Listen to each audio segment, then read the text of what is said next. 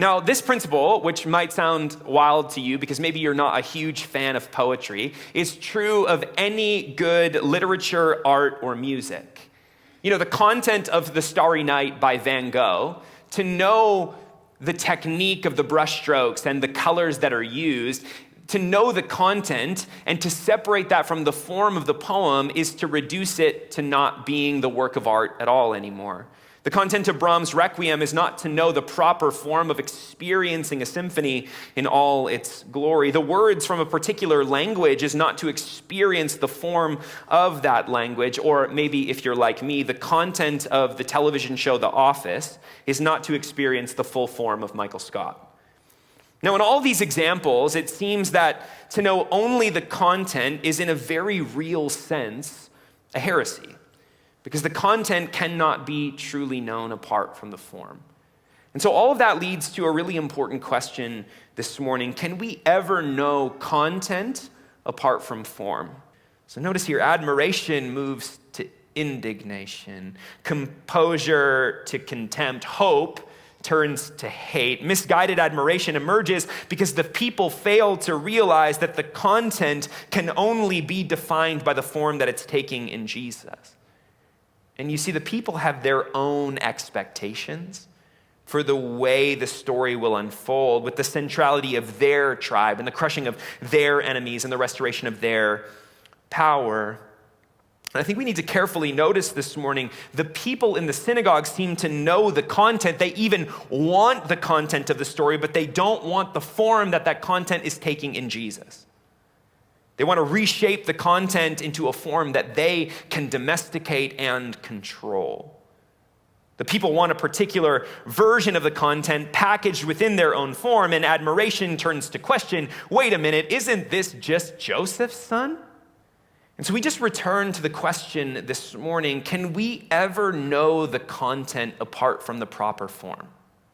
The question this morning really is, can we take the content of the scriptures apart from the form that they take on in Jesus? And at the heart of this text, what Jesus is saying here in Luke chapter 4, very similar to what Jesus says in Matthew chapter 5, verses 17 and 18, is that content and form can never be separated. The content can never be separated from the form that it is taking on in Jesus. Content apart from form will always produce the heresy of paraphrase. And on a theological level, I think we might be able to agree that content and form can't be separated. They're inseparable.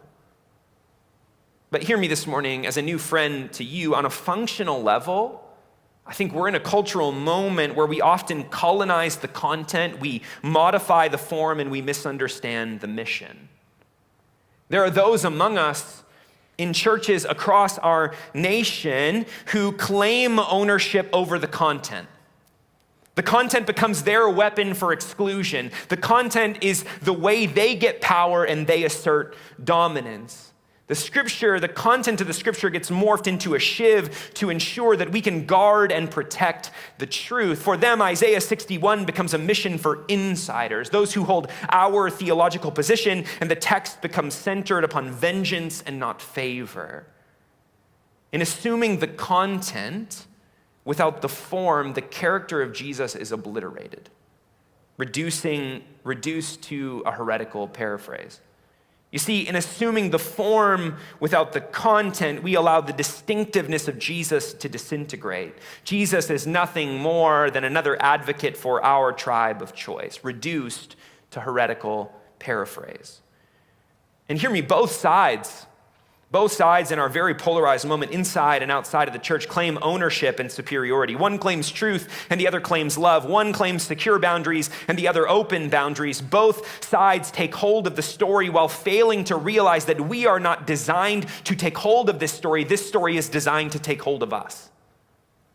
Domesticating the content or claiming ownership over the form. And I think the church in the West, the church that I am pastoring, and I think you here in Saskatoon, we're at an important crossroads.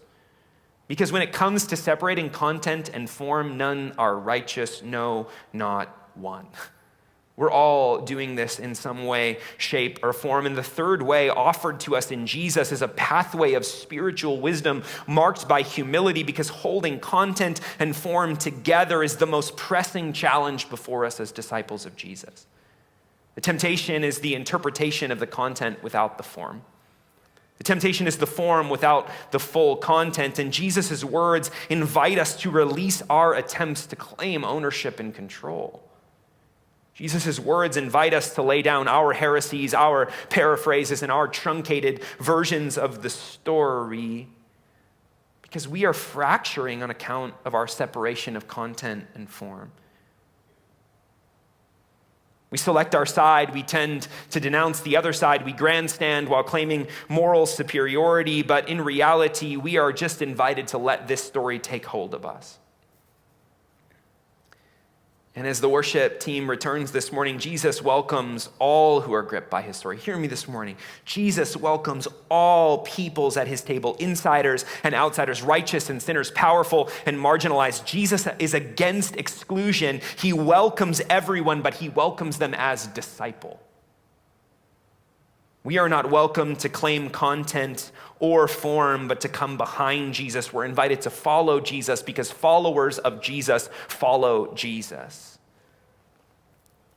And at one point, I think many of us began in the same way as this hometown crowd in Nazareth. When it comes to Jesus, so many of us, we began this journey astonished. We were moved by the words of Jesus, the enigmatic prophet. We were gripped by hope.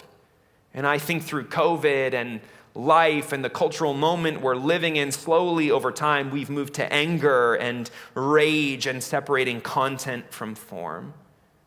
And at the heart this morning, all I want to invite us into, Lakeview, is to take a deep breath, to release the death grips that we've taken on the content or the form, and allow the story to once more take hold of our hearts and our minds. You see, Jesus entered the synagogue one Sabbath. He read the scroll that would define his prophetic mission and task, claiming that the content of the scriptures comes to fulfillment in him. The content is coming into its intended form. But Jesus was met with indignation and rage and a movement towards murder.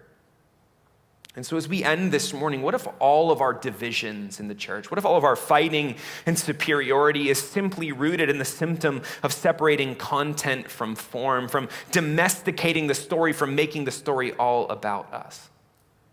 What if, just what if, we allowed Jesus to become strange to us once more?